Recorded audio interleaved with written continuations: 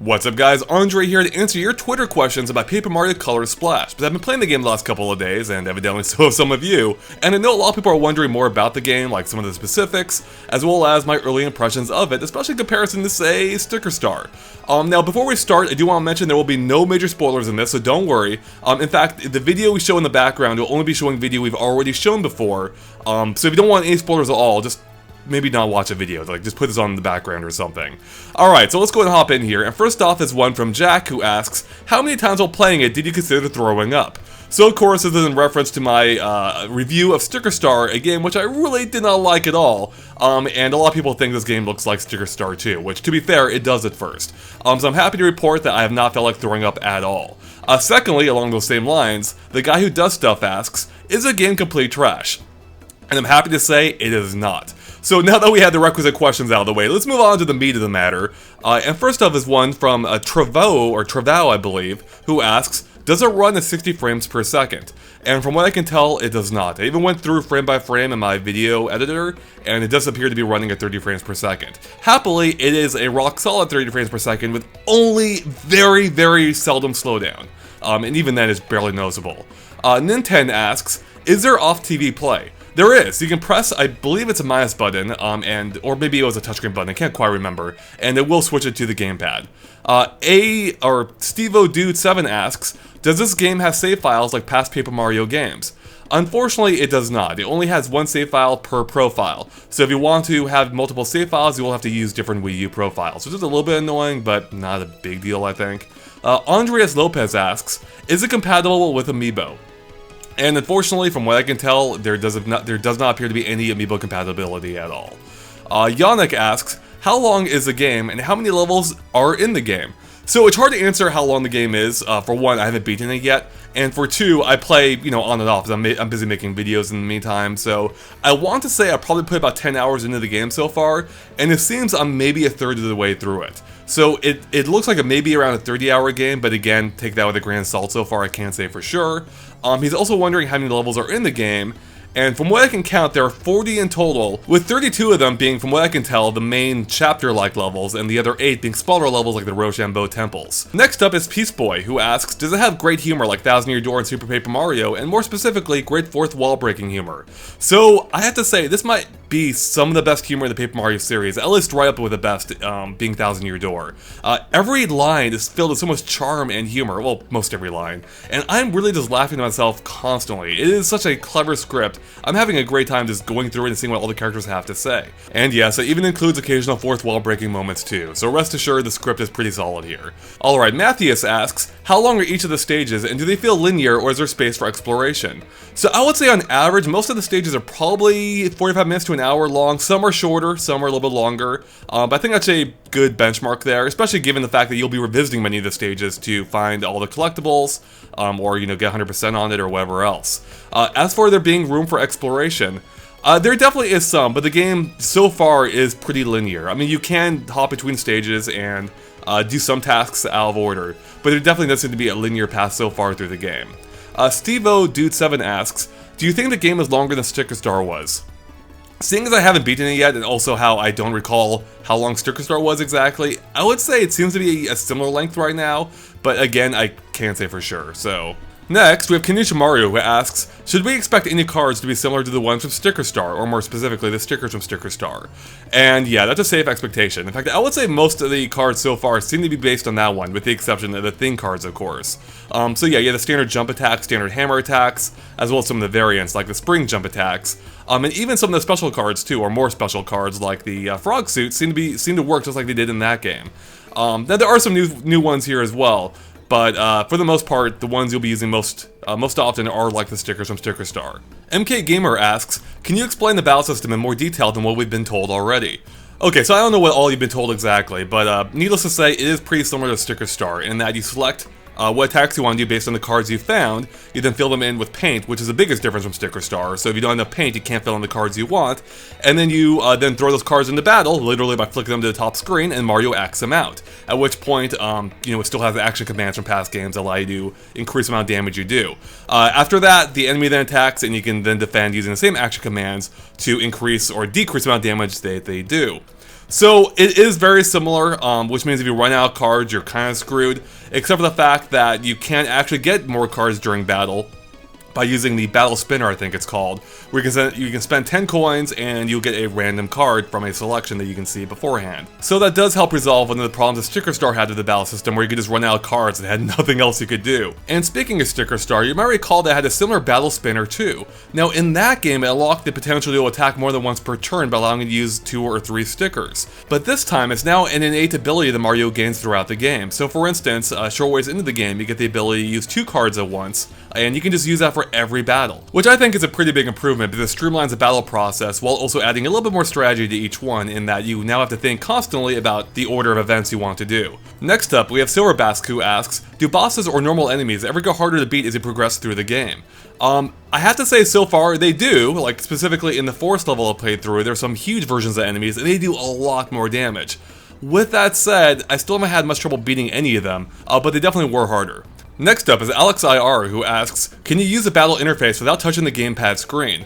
And you can. Now you always have to keep an eye on the gamepad screen, you can't use it on the TV for instance. However, there is an option in the options screen, fittingly enough, in that you can change the battle system and how it works. So the default is touchscreen only.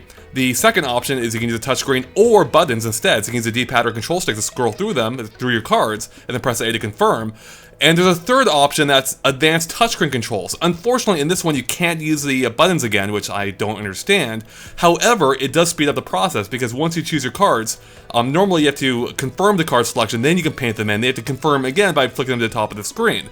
However, in this option, once you choose the cards, you can just fill them in immediately before confirming and then sending them to the top of the screen. So it does cut out a step, it makes it a little bit faster. So it comes down to which, if you prefer the buttons or if you prefer the faster touchscreen option.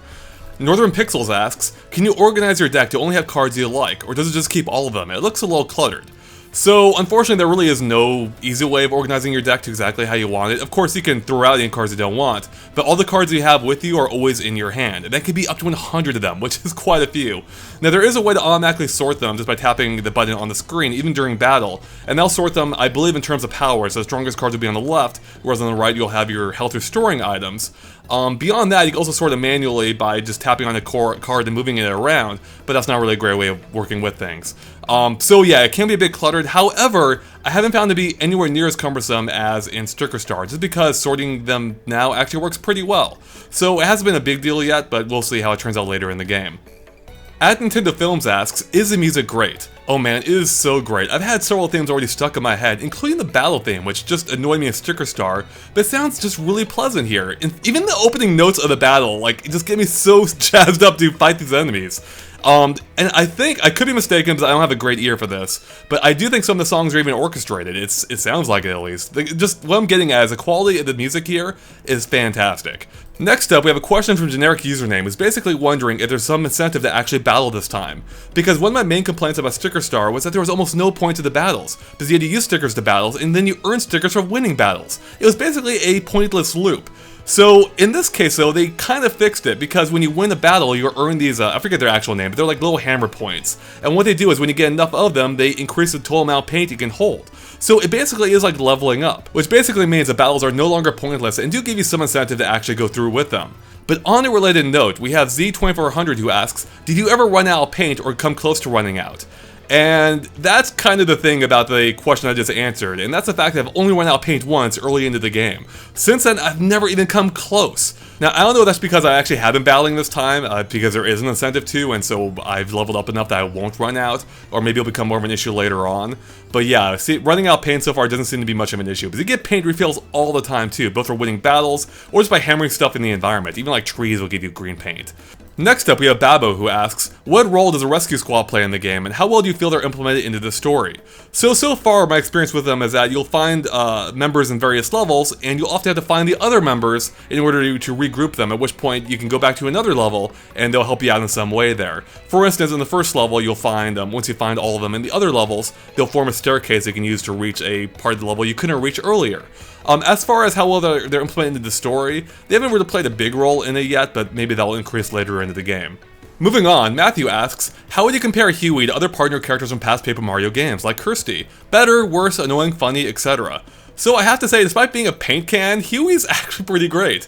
The writing for him is just fantastic. He's really funny, self-aware, makes jokes constantly. He's just a really fun partner character they actually care about. Unlike Kirsty, who I couldn't care less about, because she was just mean to Mario all the time and just wasn't fun to be around.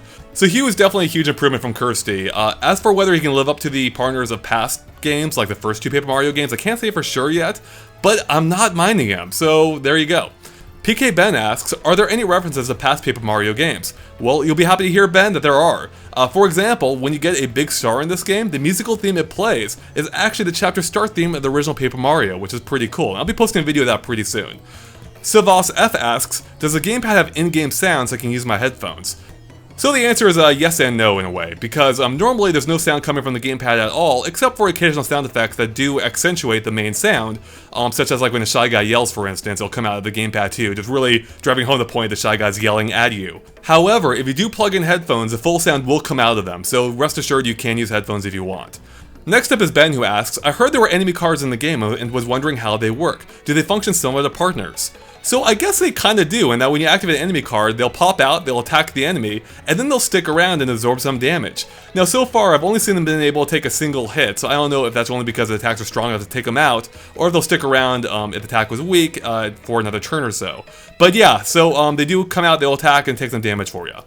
Jasmine asks, how many cards can you hold on the Wii U gamepad, and 2, how many things are in the game? So I already answered the card one, which was 100. You can have 100 cards in your hand. As for things, there appear to be 27 in the game. Zach asks, are the worlds or stages unique? I would say they are. Whereas in Sticker Star they felt like generic, like grasslands and desert, here they actually all stand out to me so far. So it's, again, a big improvement from the original game. Stefan Stunnings asks, I've noticed that the health meter is a lot higher compared to the previous games. Is that because the game is more challenging? So keep in mind I'm only about a third of the way through the game, so I can't say for sure, but so far the game hasn't really been challenging at all in terms of battles. The only times I've died has been outside of battles, strangely enough. So I can't say the game's more challenging than before, at least up to this point, but maybe it will become more so later on. No, this is Patrick asks, what do you think of the writing so far in Paper Mario Color Splash? So I already touched on this a little bit, but I think it is brilliant. I think the writing is fantastic. It is just really fun just to read all the dialogue and what everyone has to say. So no complaints here about the writing in this game. Pill Bosby asks, are there any notable cameos in Paper Mario Color Splash? Yep, there are a few. I don't want to get into specifics quite yet, but yeah, there are a few so far. Ahmed asks, is the gamepad the only controller you can use, or can you use a Pro Controller or others? So because the battle system is dependent on the gamepad controller, that is the only controller you can use. Gregster1998 asks, is the plot any deeper than Sticker Star, or is it just as shallow? I would say it is, at least so far, a little bit deeper than Sticker Star. There seems to be a little more to it. There's like definitely a running theme throughout the game that pops up a little more frequently than Sticker Star. So yeah, it's definitely deeper. I can't say to what extent quite yet, but yeah, there is more here. Mac asks, how is the variance of the different levels? Do they all feel the same, or are there any mini-games? I already kind of touched on that a little bit, but the levels all feel very distinct to me. Again, they avoid the generic themes for the most part, and each one definitely has stood out to me so far. As for minigames, I can't say I've encountered anything quite yet that I would consider a true minigame, unless I'm forgetting something, but I really wouldn't be surprised if one appears later on, just based on how this game seems to be going so far. Cal asks, how do the replica theme cards differ from the real ones? So the replica theme cards are ones you can actually find out in the environment. I found it like in a box that just gave me a replica theme card to something I'd already had. And the way these work is just like the normal theme cards, except during the animation that plays in battle, a giant replica like watermark is on the screen. It's actually a little bit annoying. I don't know why they did that. Beyond that, I don't know if there's any other difference. I think they may be a bit weaker than the originals, but I could be wrong on that. So potentially weaker, otherwise there doesn't seem to be any major difference. Kitty Lynn asks, how many collectibles and secrets are in the game? Are there plenty of them, as well as other hidden things? So far there seems to be a decent amount. I mean, every stage there's a completion rating based on how much paint you fill in. So that right there, is kind of counts as a ton of secrets. And beyond that, there are other things to find too, like, hidden blocks or secret areas, even, hidden dialogue with characters. So I would say it's definitely a pretty rich experience in terms of secrets and things to find. Aqua Blast asks, are there any original new characters that are not reskins of other Mario Universe characters? Oh man, that's a good question. I'm pretty sure I have encountered new types of enemies at the least that I don't recall seeing before.